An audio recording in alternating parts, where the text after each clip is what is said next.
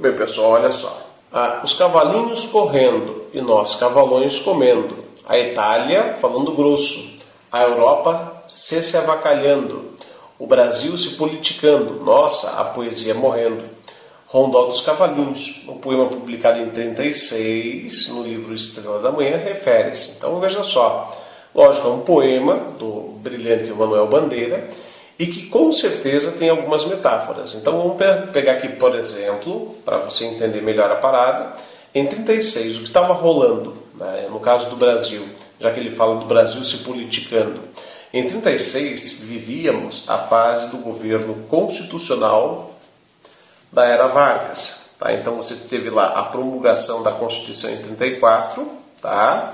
E a partir dali você teve, primeiramente, os confrontos diretos entre a AIB, a Ação Integralista Brasileira, o Partido Fascista Brasileiro, então, ó, os integralistas,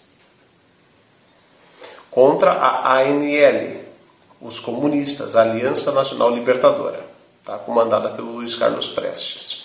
Então você teve essa rivalidade aqui, que na verdade é uma extensão da rivalidade que já ocorria na Europa para dentro do Brasil. Tá? No mundo, na Europa ocidental principalmente, você via claramente isso. Agora veja só as jogadinhas, né? Os cavalinhos correndo e nós cavalões comendo. A Itália falando grosso. A Itália, nesse momento em 16, estava formando o eixo, fazendo referência aqui ao Pacto Anticomintern. Tá? O eixo foi feito com a Alemanha e esse Pacto Anticomintern é anticomunismo internacional. Então a Itália falando grosso, o Mussolini falando grosso, a Europa se avacalhando. A Europa aqui, no caso, é por causa da ascensão do nazifascismo,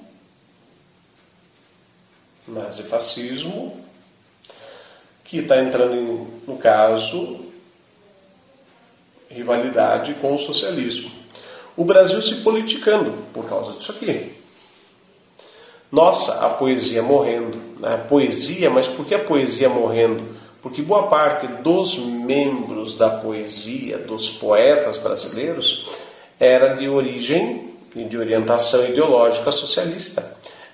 Exceções de Plínio Salgado, coisa parecida, mas a maioria era de tendência socialista. Então veja só. O poema publicado refere-se ao quê? Ao início da Segunda Guerra Mundial? Não, a Segunda Guerra começaria em 39. Então já de cara vamos eliminando. A consolidação do fascismo na Europa, e a radicalização política no Brasil. Caracterizada esta última pelo confronto entre a Aliança Nacional Libertadora e a Ação Integralista Brasileira. Perfeito. Letra B.